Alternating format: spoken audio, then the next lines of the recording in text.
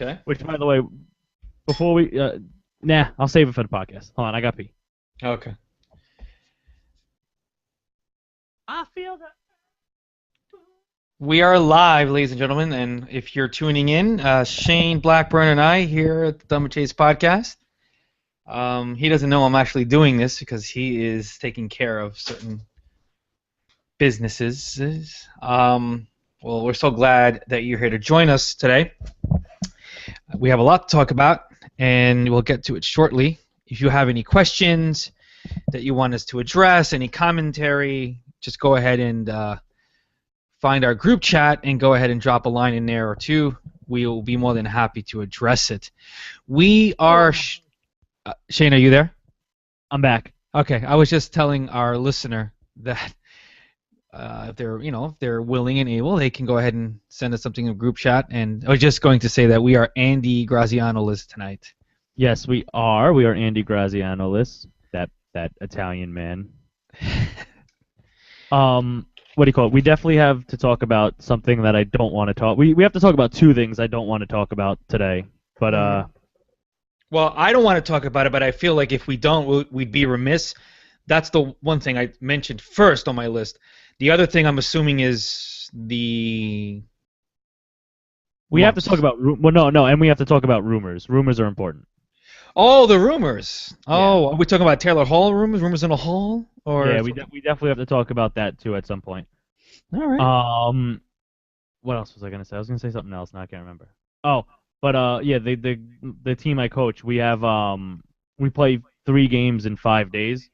Why do I hear an echo? I hear an echo really loud. No, I don't hear anything. Somebody's tapping us. Oh, damn. Probably. The NHL. Yo. Why am I so loud? Whatever. Hopefully it just annoys me and no one else. But yeah, we play 3 games in 5 days this week. We play tomorrow night. Mm-hmm. Do me a favor.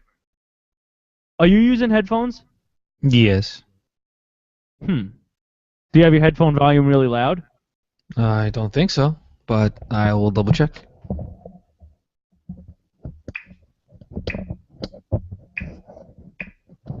How's this? Let me see if I can still hear myself. Can you still hear yourself? There's medicine for that. A little bit, but not as bad. All right. Okay. Yeah, I think the echo's coming through your mic. Do you want me to do something? No, it should be good. Sounds better now. I think you just had your headphone volume too loud. Okay, so hold on. Let me go to settings. I don't think I did anything. Hold on. Play test sound. So ATR USB microphone for the audio. Yes, and then for the mic. What do you have set for the audio out? I have the USB mic for both. Oh no, so switch the second one to like your built-in out. Okay. Is that better? Let's see. I can hear No, you that's through my worse. computer, not through my headphones though. Yeah, that's worse. All right, go back to the other one. All right. How's that? That's better. Okay, good. Yeah, all right, let's do it. Okay. Voice or studio? What? Do I choose voice or studio? There's a I don't know. swap left right stereo channels. Okay, never mind. All right. Ready. By the way, did you listen to the episode the other week? Yes, I did. So you heard the intro already? No, actually, I didn't. I caught it midstream because my dad was listening to it, so I walked in on him, so I didn't hear it. So you're new to the Yes, I am new to the. That's cool. All right. All right, hang on. Well, we have one viewer right now. Let's give people a couple minutes to get in. We just tweeted it out. While we do that, I'm going to pull up NHL.com so we could talk about how the Buffalo Sabres are only 4 points behind the Boston Bruins. That is quite frightening, isn't it? It's a little scary. It is a little scary. I mean, Buffalo's got 28, 2 behind Ottawa, 4 behind Boston and Florida.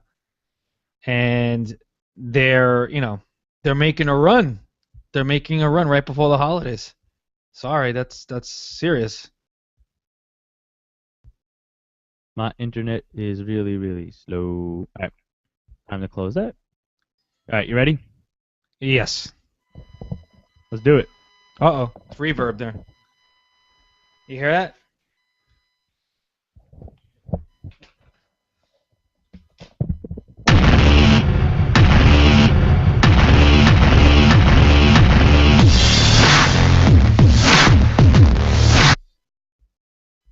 That was just a little teaser. We ready? Do you hear that little sound there? That.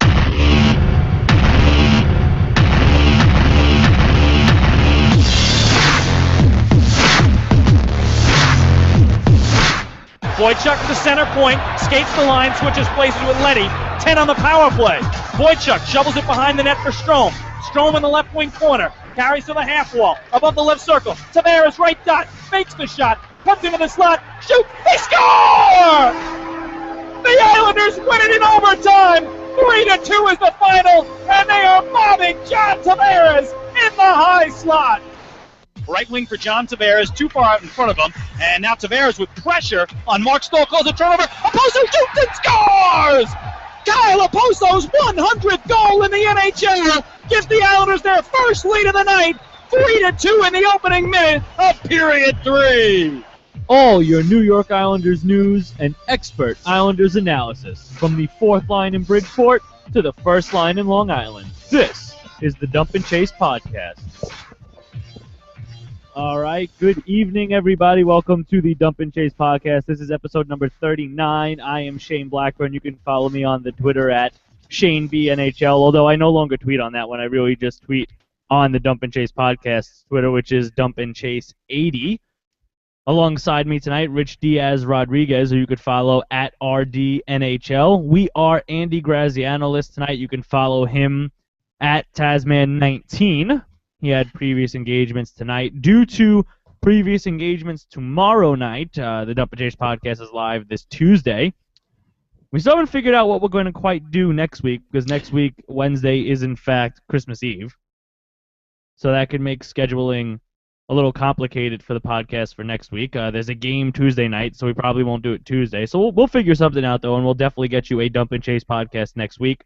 But boy, is it fun to be back. Rich, how you doing? All right. Fantastic. Good to be back. Sorry I missed last week. Actually, that was 2 we completely missed last week. We're going on 2 weeks. 2 weeks, that's right. Yeah, well, you see, I've been out of the loop for a while, but keeping an eye on the Isles, pretty excited, and there's a lot to talk about. It's all good. It is very good to be back. Don't forget, there is the questions and answers app going on right now in this live podcast. We actually have two, both from Tom. He says, hi, guys. So hi, Tom. Hello, Tom. And, Tom, I agree 100% with your second one, and we will get to that because I do agree 100% with that. So I'll leave that up, and we'll get to that one in a couple of minutes. But let's start off with nice little back-to-back for the New York Islanders. 2 wins here after going on a little bit of a skid. I refuse to call it a slump because a couple of games is not really a slump. They didn't play terrible. They didn't play great. A couple of bounces went the wrong way. A couple bounces another way, and they could have won pretty much any of those games. But after dropping a few in a row, they come back here. They beat the best team in the NHL in Chicago. Mm-hmm. And then they play absolutely horrendous last night and find a way to beat a terrible team. So, like everyone says, good teams find ways to win, especially when you don't play well. And I think that's what we have in front of us here this year is a good team that found a way to win. So that was nice. Anything you want to take out of let's start with last night's game since it's fresh in everybody's mind. Rich, anything you want to take out of last night's game? These are games the Islanders typically lose and have lost for seasons on end. This is a game that the Islanders did not show up for, I guess, for the first 25, 30 minutes. A period and a half of just very sluggish hockey. Halak doing all he can to withstand the basically the onslaught. I think if the team in front of Halak, if the opponent is someone else like a Chicago or a Pittsburgh or someone with a scoring prowess, it would have been a game they would have probably lost. Would have lost within the first 2 periods. But that being said, the Islanders have shown regression, which is normal, right? But like you said, I agree, it's not a slump. And last night they recuperated in time. showed a lot of fortitude in the extra wee hours of overtime, and went ahead and stole another game and stole another point from a team that pretty much had the game in their pocket. These are games the Islanders used to lose, and a game against Chicago, that's a game they would have definitely have lost last season. And I don't necessarily agree with you 100% there, Rich. That if it was a different team, the Islanders would have lost, because the way I saw last night was if it was a different team, the Islanders would have played a completely different game. Maybe, but I guess if let's just say they played that same game is what I meant. Like if they would have brought that same exact game to a St. Louis or LA Kings, they would have been destroyed because. Yes, that I agree with. If they would have played that way against a better team, it would have been over very quickly. But as Tom points out in the questions and answers, it's the Devils. They force terrible hockey. Yes, they do. But on top of that, this is an Islanders team and coaching staff, to be quite honest, that are not used to playing trap games. Yeah. And now that they are as good as they are and have been this year, the Islanders are going to have trap games, including last night against the Devils.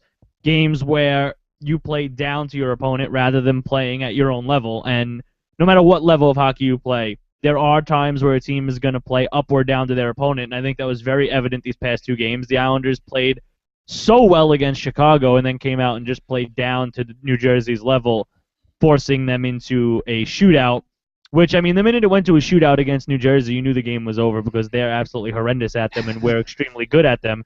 Somehow, we are one of the most phenomenal teams in a shootout. We are, I believe it's the first team in NHL history not to lose any of their first 9 extra time games. Mm-hmm. I think I read that in a tweet somewhere last night. It matters little. I mean, the fact is that I haven't felt any slight of, I feel confident every time this team goes into overtime. They don't play with any sort of nervousness. I feel as if they actually kind of feed off that energy, off that anxiety, and they turn it into something positive.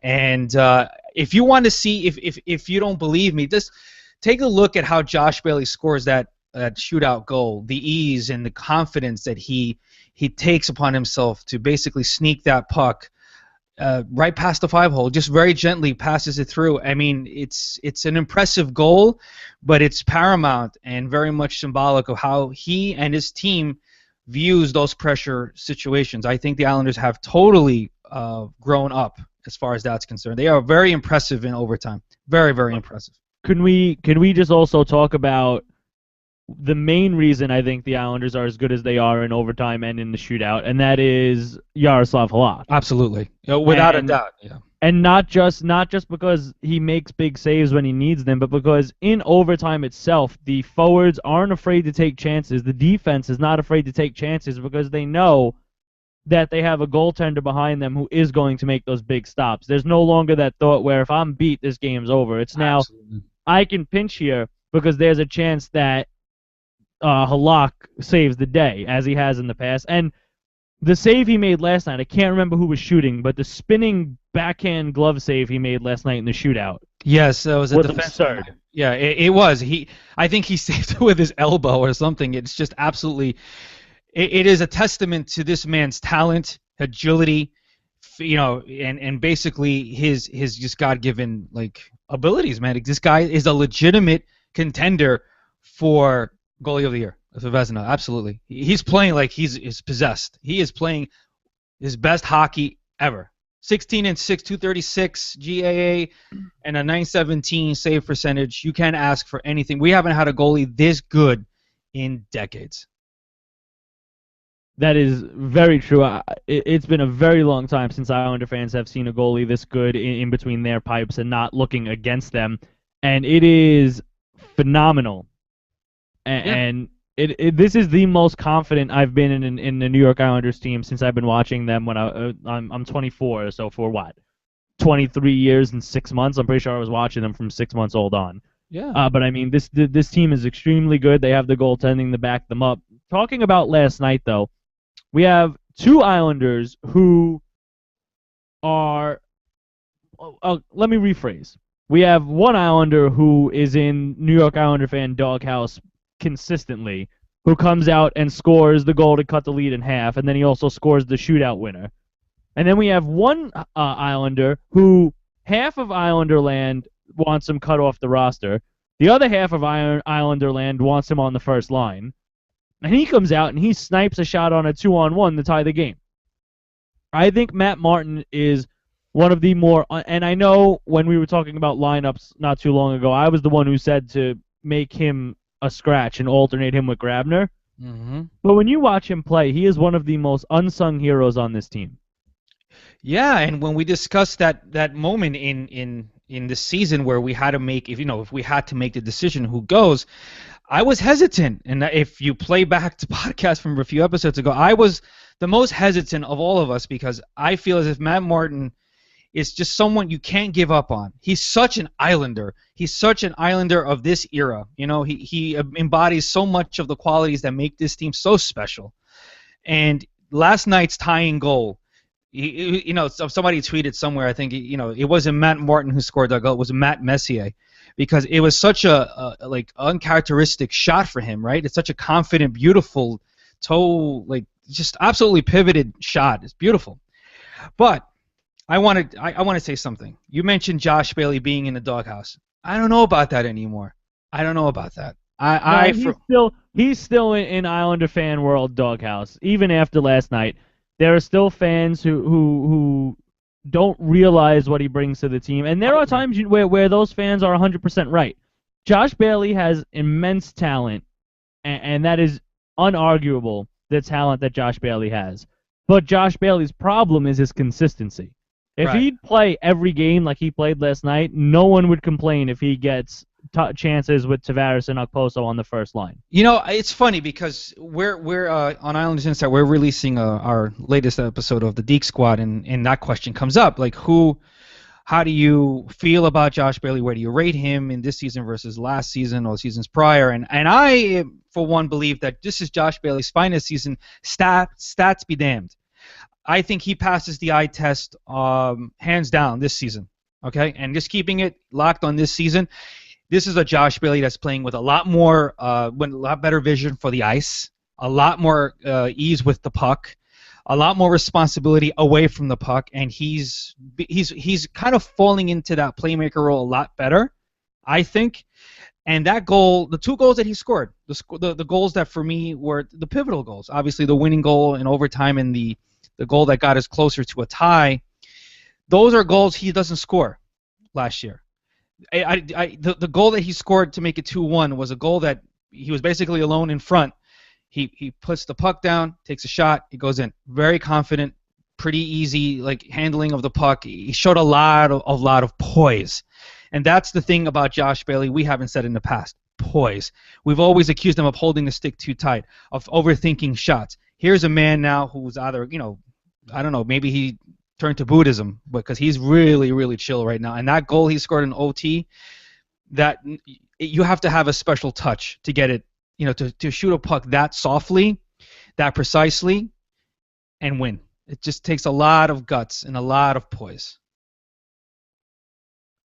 Well, Tom brings up an interesting point, Rich, and he says he feels the only reason that Bailey has stepped up recently is because he knows that starting spot, that first line spot is on the line. Do you agree with that? Do you think maybe Bailey needs that kind of motivation to play well? Yeah, I think so. I think a lot of players that hopefully we'll get to. I think a lot of players need that type of motivation. It's not to say that Josh Bailey doesn't care, or we're not to assume anything, but I mean, we all need a kick in the butt sometimes. And it's not because we are consciously being derelict in our duties, right? We just, we just need to snap out of it. We're in a funk. We're in a daze. We're in a fog. And Josh Bailey, we all know he is, in his 6th year, is it? I think he's not even in his, I think it's his 6 years. He's 25 years old. He was rushed up the system. We've always agreed on that. But Josh Bailey, he's on a team now where his role is dynamic. His role can change night to night, and I think that was the thing about Josh Bailey that I've noticed, that he didn't want to be held to one responsibility, one role, one identity. This team is protean, right? It changes every night to suit a purpose. Like you said, Chicago, you play one way, the Devils, you play another. I don't know. I mean, I don't want to believe that players lay down, right, and get lazy, but unconsciously maybe they do. And something like this, a kick in the butt, helps. Let me ask you this question, though. Let me turn it around and ask you this question. Michael Grabner versus Josh Bailey. Who do you sit now? If you had to choose between the two, who do you sit? Oh man, that's a tough one. I think you have to go Grabner for now. Right. Let me ask you. Until Bailey proves he doesn't belong there.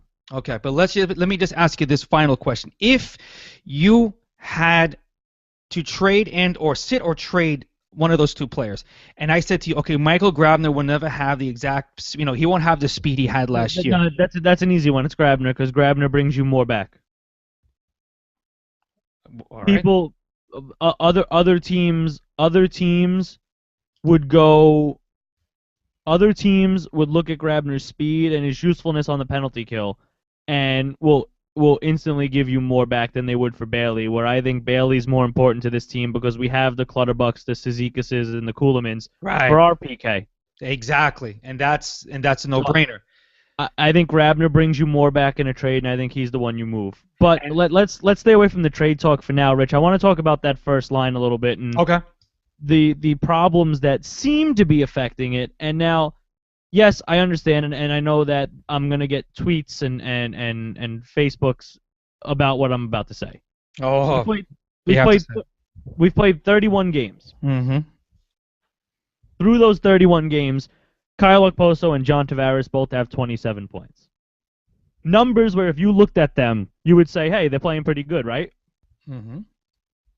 Yeah. Well, 27 points for John Tavares. And as bad as he's playing, if John Tavares was playing the way John Tavares has played the past 3 or 4 seasons, he'd be at 47 points at this point in the season. Yep. Yes, I'm going to go out and say he's almost half the player he was last season. He makes Now, don't get me wrong, John Tavares is still an extremely talented player. He still has 27 points in 31 games. Right. But the one thing I've noticed about JT this season is he makes very uncharacteristic turnovers. Yep. In his own zone. He doesn't know how to break out properly. Not even so much in his own zone. There's one play that keeps sticking out. I forget what game it was, but it was a couple of games ago on a power play where if he would have walked off the wall and taken a shot, he probably would have scored. And instead, he tried to throw a pass across to, I think it was Letty, and threw it right into the penalty killer's stick. Mm-hmm. Like a pass that he never makes, a mistake that he never makes. And I don't know what's getting to him. I don't know if it's the knee. I don't know if it's the letter on his chest bringing some pressure. I don't know what it is. But anyone, yes, he has 27 points. But anyone who's an Islander fan who understands hockey has to look at the way JT has been playing and say, he is not the same JT he has been. Something's not right. And if you don't say that, then I don't think you were really paying attention to what he has done over the past couple of seasons, because he is such a good hockey player, and he is just not what he has been. He makes those uncharacteristic turnovers. He's making very uncharacteristic bad decisions with the puck. And it's just something that, and I almost take this as a good thing, because he's not playing well, and we're 21-10. Yep. When John Tavares kicks it into gear, and whatever is holding him back, whatever it may be, releases him, this team is damn scary to play against. Absolutely. There's no doubt in my mind it would be one of the most formidable hockey teams in the entire league. We are probably the 3rd best hockey team on stat sheets right now in the entire National Hockey League. Okay? I mean, that's with our best player not playing up to his potential just yet. That is an amazing thing to say. Like, we are rolling on all 4 lines, or 3.5 lines, but 3, bottom up. 4th line being the most formidable line on this hockey team. And second being the kid line. I mean, it's just, for me, absolutely outrageous. Outrageous. I mean, I want to talk a little bit about uncharacteristic John Tavares, if you will. And it's not so much, okay, fine. All that being said, everything you just said is one thing, but I think that last night's penalty at 18:11 of the third against Marek Zidlicki, I can't even pronounce his name, Zidlicki, that slashing penalty when the game is on the line 2-2, you're the captain of your team and you uncharacteristically take probably the stupidest penalty of your NHL career. You need to be spoken to. I think. Well, he said after the game. Oh no, I know what he said. He said he owes dinner to the guys who bailed him out, basically. Exactly. He said without straight up coming out and saying I screwed up. He essentially said through that quote, I made a mistake and this team bailed me out. Yeah. Which, by the way, before we keep going, I just want to say that my dad just texted me and he said the net game at the Barclays Center is being delayed because the roof is leaking onto the floor. Yes, I saw. I was by the Barclays today. They were doing construction on the roof this morning. Hey, maybe they were moving the scoreboard for the Islander games when we go there. But yes, and I think anyone who thought something wasn't bothering John Tavares last night had to realize something's not right, because I've never seen him take that kind of a frustration penalty. Never. He's taken cheap shots before, and he's given them back in a smaller way. He's played gritty hockey, but never has John Tavares thrown the kind of spear that he threw at Zidlicki last night. And both his penalties last night were retaliatory. Both of them were. I think that watching that, you have to see he's frustrated and something's not right. And Tom, I agree. Tom says he thinks Johnny started to pick up his game as of late. I agree. He's been playing much better now than he was earlier on in the season. But he still shows those uncharacteristic turnovers, and I think the minute those end, this is a completely different team than they are right now in an even better way. But something is holding him back, and once he figures out whatever it is, and hey, he's young. It's not like he's a veteran. He's a veteran to us because look at the age of our team. But he's not. He's still a young hockey player, and he's gonna have moments where he gets frustrated. He's gonna have moments where he's not at his best. And when he figures out how to shake this off and be the Tavares that all of us are expecting to see this season, I am afraid for this team. And let me just say one thing. People have been saying that it's not JT, it's Kulemin. It's the fact that he doesn't have a legit left winger on his team. Who's saying that? And the reason I have to disagree with that is because, in my personal opinion, and you could disagree with me if you want, but in my personal opinion, Nikolai Kulemin is a much better player than P.A. Parenteau ever was. And John Tavares made P.A. Parenteau look phenomenal. Anybody who thinks that Kulemin is the issue here is not watching hockey closely. But Rich, don't get too far because I'll have to argue with you because I don't think Kulemin should be on that line right now. Okay, but the reason why he is because there's not one legitimate back checker on that line without Kulemin. As much as we want to say and tout both Kyle Okposo for his wonderful skills up front, and he is great, absolutely, and John Tavares is who he is, Nikolai Kulemin is the most responsible hockey player that is the top.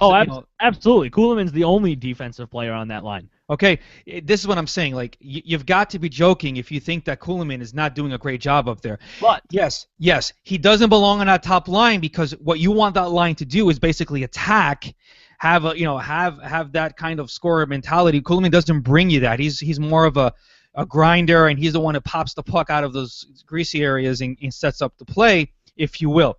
But until Kyle Okposo and John Tavares show that they can get back on the play through the neutral zone and protect the puck in their own zone, you can't get rid of Kulemin on that line. Okay? But I honestly believe that he needs to be reunited with Grabovski because Grabovski's having problems. He's trigger shy now, and that's an issue. I'll tell you right now, Rich. I'm about to pull a picture up on the podcast. Let me get to it. I would throw money at Jack Capuano, money, if he would put this man on the first line with JT. He did it. He had it. He during a line shift. Right. I saw that. Yeah, I saw that. I think this would be a phenomenal way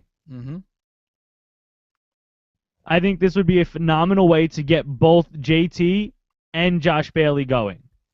Because, okay, I'm going to kill two birds with one stone here. I'm going to tell you why I think Josh Bailey should be on that first line and why I think Ryan Strome shouldn't be. And I'll agree with you on both because Okay. I agree.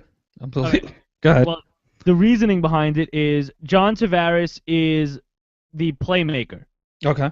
John Tavares is the person on the Islanders who he sees the ice better than just about anyone in the league. Mm-hmm. He can finish when the timing is right and he knows to take the shot. He has no problem putting it in the back of the net. But he makes passes that such a few number of people in the NHL can make. Exactly. And Ryan Strome Mm-hmm. is the kind of player who sees the ice extremely well, makes passes very few people in the NHL could make, and makes decisions with the puck that I think at times are better than the decisions Tavares makes with the puck. Which is why they shouldn't play together, because neither one of them look to shoot first. Exactly. Mm-hmm. Which is why I would love to see, all right, Ryan Strome has Brock Nelson. Brock Nelson doesn't think twice about shooting the puck. And that's why Brock Nelson's leading the team in goals, I believe. I may be wrong. No, I'm not. No, you're not. Brock Nelson is leading the team in goals, and Strome has 15 assists, which is second only to Okposo and tied with Tavares. Mm-hmm. If you look at the makeup of that line, and everyone, you can't disagree with me that kid line is phenomenal. They have Strome, who's the playmaker, Nelson, who's the finisher, mm-hmm. and then the grinder, and Lee, who's the grinder. Mm-hmm. And you know how you mirror that on that first line? You have Tavares, who's the playmaker. Okposo, the grinder. Okposo, who's the grinder. Mm-hmm. And you put Josh Bailey there, who was drafted to be the scorer. And although Bailey has become more of a playmaker on this team than the sniper that they had drafted, he became more of a playmaker. You give him the opportunity where he doesn't have to be that playmaker. He doesn't have to worry about feeding the rest of his line, and he can just hang out, for lack of a better word. And once Tavares looks up and finds him, you will see his goal numbers skyrocket. Absolutely. Shane, I couldn't agree with you more. And all the times that we've ever spoken on a podcast, I agree with you emphatically. It's time now to see what Josh Bailey can give you. It's been a long time coming, and he has shown nothing but he just exudes confidence. Right now, at this moment in time, I would emphatically agree that it's time to bring Josh Bailey up and give him the reins to that top line and see what he can do. Why? Because Josh Bailey, and if you've watched him play, he has got some serious skills. He's got great hands, and he can finesse any pass that John Tavares throws his way. He's got great vision for the ice, Josh Bailey does. And like I said last night, I go back to that goal he scored in the shootout. You have to have just beautiful hands to do that. It's just a thing to behold. It's a beautiful thing to see that goal, because that is just confidence and skill just married in that one moment. And I agree with you, man. Kulemin is not an anchor, if you will. He's not dead weight on that line, but that line needs to be a lot more dynamic and a lot more creative, and that's what Kulemin doesn't bring you. He is it's like you have two grinders up there, basically. With the way it is now, it's, you got Okposo and Kulemin up there, so you just have two grinders and Tavares trying to find a way to score a goal, if you will. And Okposo, sometimes they flip-flop. He's the scorer, and Tavares is the playmaker. But I agree, got to change the dynamic of that line, and by bringing up Josh Bailey, you definitely raise the IQ level and the creativity level of that line if you put him there. Not to say that Kulemin brings it down, but Bailey can bring you a lot more when it comes to that. I think that it's a way to get both of them started. I think it's a way to get Bailey on track to have an Okposo type season like he had a couple of years ago with that breakout season. Mm-hmm. And I think it's a way to get JT going again. And I agree with Tom again in the questions and answers 100%. He thinks Bailey's earned the top line spot. I agree. And he says, and Franz, Grabo, and Kulemin he says exactly, is a murderer's row of an opposing forecheck. Absolutely. I wouldn't want to be playing against that line. No, that's a shutdown line. You're not getting anything. That's just like a freaking truck right in the neutral zone. It's not. Which just even more solidifies to me though that kid line is our second line. Yeah, there's no doubt in my mind. And that's the thing that we can talk about. Like I wrote an article not too long ago. Yes, you can talk about the Boychuk-Leddy trade. You can talk about the Halak signing. You can talk about the moves, in the past several seasons, what have you. But the kid line, that's just pure Islander genius by Garth Snow. That's all just all farm system, and it just shows you how ridiculously deep the Islanders are. It is without a doubt the reason the Islanders are doing so well. If you don't have that line working, the Islanders are the Devils, basically. And not so much with regards to age, obviously, but with regards to luck and how they win games and their record. They're the Rangers. They're the Devils. They're out of the playoff picture, if you will, or bubble team at best. The Islanders are not that. The Islanders are one of the best teams in hockey right now. Do you hear me? One of the best. Not maybe or could be. They are right up there with the Red Wings, with the Penguins, with the Blackhawks. Now we have to talk about the Islanders being a legitimate playoff contending team, and not just to say, hey, how you doing? Welcome to the playoffs. No, we're going to do some serious damage. You got a goalie who doesn't care about stats. He just wants to win. Well, the good thing about the Islanders is our best player is struggling, and other players have picked up the weight and led us to wins. But everyone. Exactly. There is no go-to player this year. This year it is whoever's going to have the good game is going to have the big game. It's not, we have to rely on one person to win. It is, hey, you know what? Tonight Matt Martin's going to be the difference maker. Tomorrow night it's going to be Kuhlman. The night after that it may be Cizikas. There is, look at Clutterbuck getting the Carcillo goal back 6 seconds later. 6 seconds later, dude. 6. And yes, there is such a thing as luck, but I have one of my favorite sayings in the world. Luck is a product of design. Exactly. That's what it is. So it was the pressure from Clutterbuck that forced the turnover that led to that goal. And anybody on this Islander team can be the hero this year, and that's something I love about them. But we've talked about some key additions. Mm-hmm. We've talked about the nurturing of our youth. Let's talk a little bit about the only disappointing addition of this offseason, and that is Chad Johnson, who in the beginning of the year played well. I think a lot of people were excited, and then each game he's just shown he's shown less and less that he is a reliable backup goaltender for this team. Yeah, it's definitely something of it's worrisome. He's what, 3.59 GAA, 868 save percentage. I don't even think in his worst day Nabokov was that bad. And that's really concerning, because you talk about how Halak can exude confidence, right? Like, all right, so if Halak's in net, then the team's going to play with an extra level and boost of confidence. Now, if you know that your backup goalie is unreliable, your game regresses, right? It's like a disease, right? It just spreads and it affects the whole team. I don't know what to say. I don't know what's wrong. I don't know if it is confidence, or maybe he was spoiled in Boston because he had a shutdown defense, right? But it's inexplicable that this man is as bad as he is right now, and he is bad. And I'm sure that if you asked him, he'd honestly tell you that he should be doing a lot more for this team than what he's doing now. Well, it's almost time, I would say, to start looking down to Bridgeport and see if it's time for Poulin to take another shot at being our number 2. What's the worst that could happen? We'd lose the game that we probably would lose with CJ in the net anyway, unfortunately. And another good thing is, if you do that, it could spark Johnson to start playing better as well if you put a little pressure behind him. I mean, in Bridgeport this year, Poulin's got a 2.56 goals against average and a 9.24 save percentage, and he's 9-5-1. Okay, so exactly. So it's a no-brainer, right? I mean, you flip Johnson. That's it. You bring up. Although, Rich, I would consider bringing up Leggio solely for the fact that on that three on he turned around and threw the net off. Yes. I think that earned him a shot on Long Island, because that Absolutely. is the funniest thing I've ever seen. Oh, and Tom hit the nail right on the head. I wanted to make this point, Rich, and you started to make the point as well. That the team fails to keep their foot on the gas when Johnson's in net. Exactly.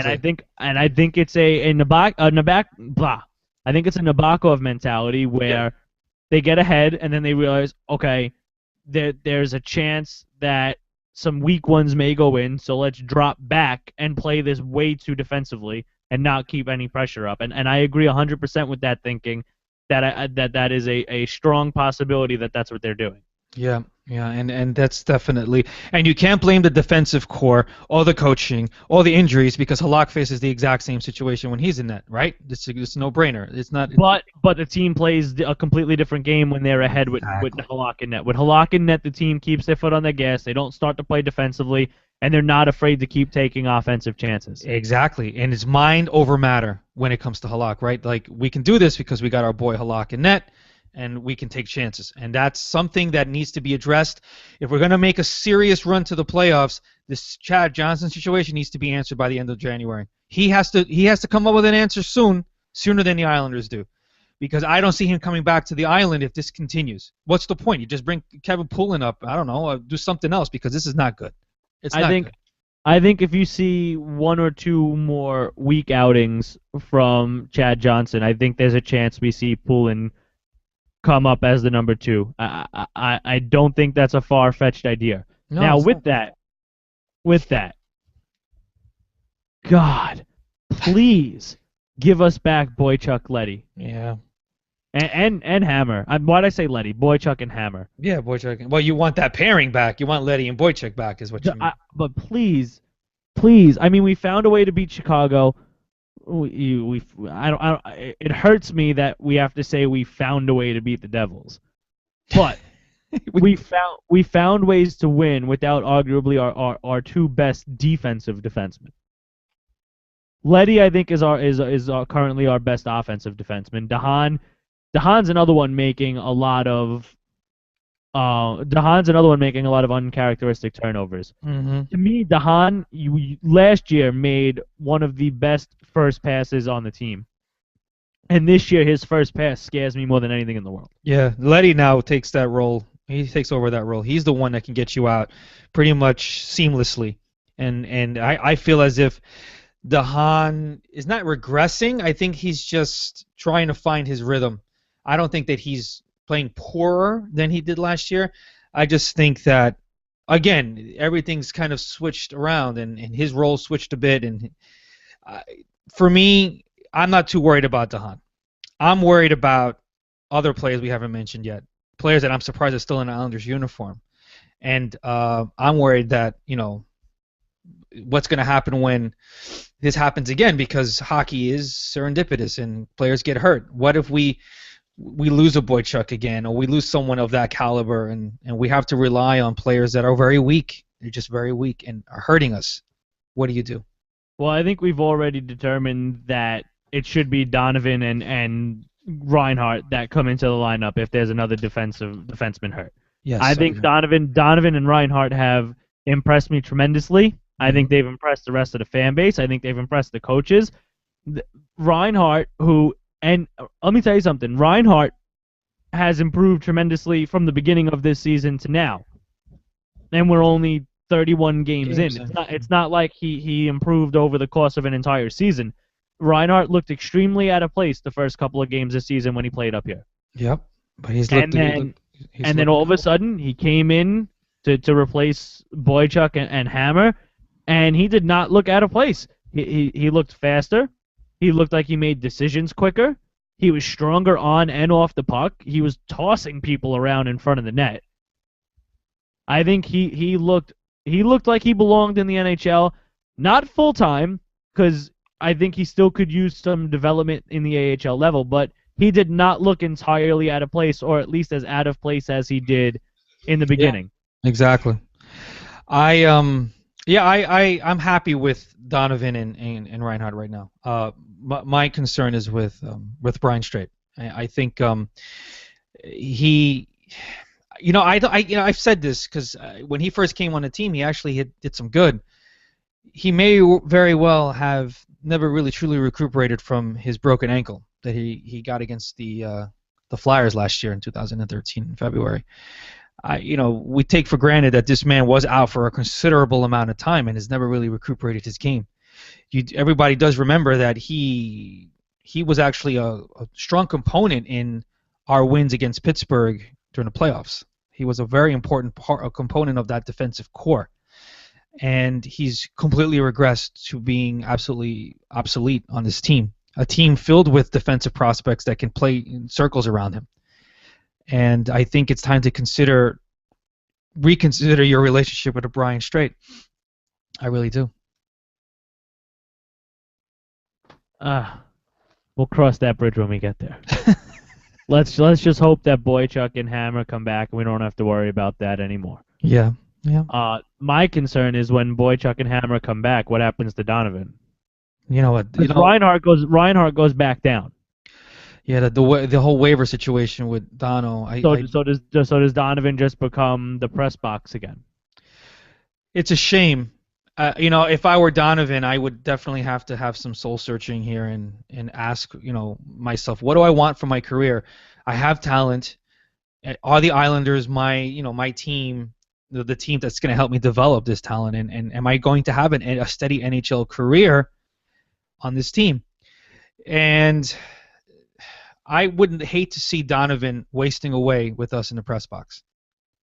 That's my thing. But then again, you're going to lose him on waivers, that's for sure. And he's not someone they want to lose because he does help that defensive depth when you lose players to injury. Wait, who the hell are you going to sit? Hickey's on a roll. There's no way. I think he's going to wind up being the healthy scratch again because they don't want to lose him, but they don't think they have a spot for him in the lineup. And quite frankly, when everyone is healthy, they really don't.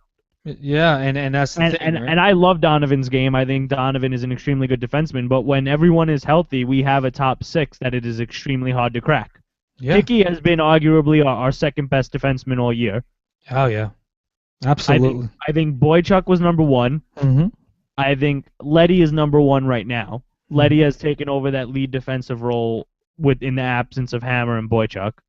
Leddy is very quiet, which is why I don't think a lot of people notice Leddy on the ice. But as a defenseman, you don't necessarily want to be noticed. When you're not being noticed as a defenseman, you're playing the game right. That's right. Absolutely. And I think Leddy has been phenomenal, but Hickey has been right up there. Hickey reminds me of a more talented Jack Hillen. Because the two of them were not big.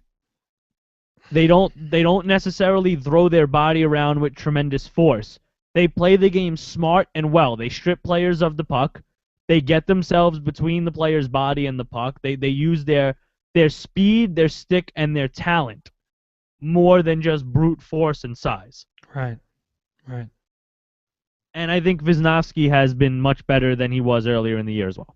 Yeah, I think Wisnowski has actually improved vastly, and I think he's healthy now and he's confident and he's making some really wonderful plays. Obviously, he scored the go-ahead goal, right, this past weekend. In Chicago. Against Chicago. Yeah, and that was a goal that if you heard the post-game wrap-up, he said he felt responsible for the Kane go-ahead, right? So he took it upon himself to remedy that situation. And it goes to show you that these, like you said before, this team is finding ways to win, and every player is saying to himself in the locker room, I'm going to step up. I'm not going to wait for anyone on my left or my right to do their job. I'm going to do my job and see where that takes me and where it takes this team. Now I think we talk about the other thing I didn't really want to talk about before we get out of here. Okay.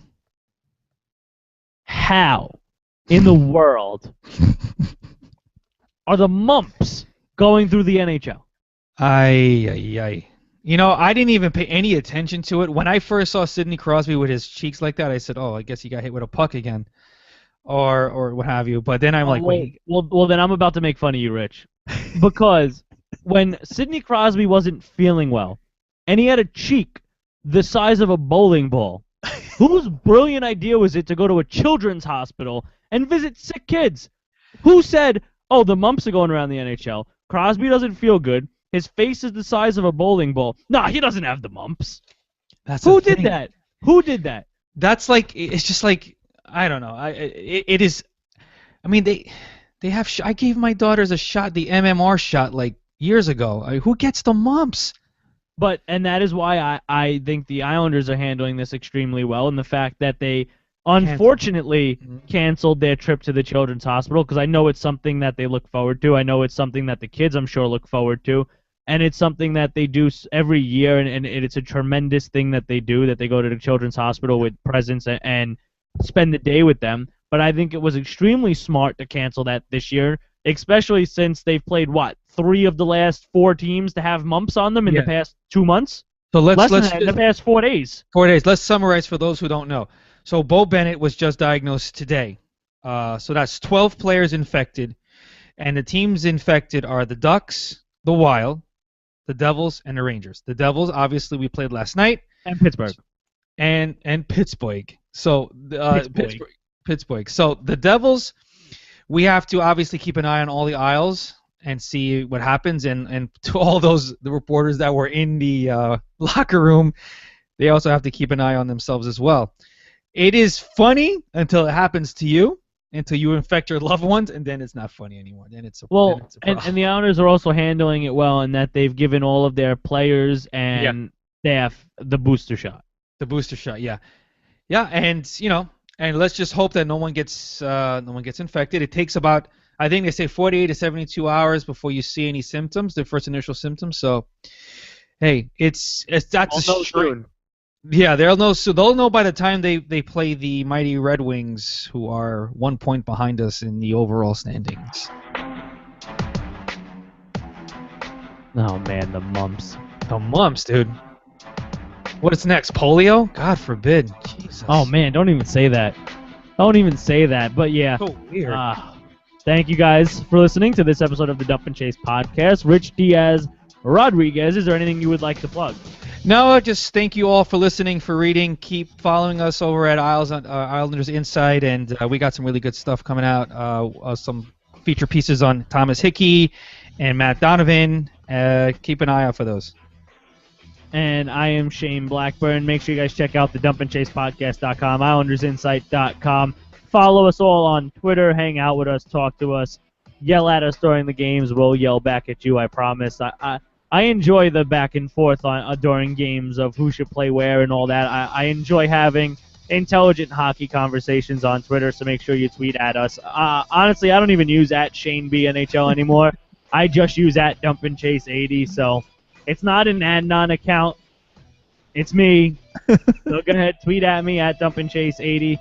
Next week, we don't have a day yet since Wednesday is Christmas Eve, but we will be on next week, so make sure you guys pay attention for a schedule there. Come out, hang out with us, tweet at us. We'll answer your tweets on the air. Ask us questions in the questions and answer section of the Google Hangout. Happy Hanukkah to everybody who celebrates. Yes, happy Hanukkah. And next week is Christmas, so Merry Christmas. And Happy Kwanzaa to anyone who celebrates. Yes. Until next week, I am Shane Blackburn. He's Rich Diaz Rodriguez. We were Andy Graziano list tonight. Let's go Islanders. Absolutely.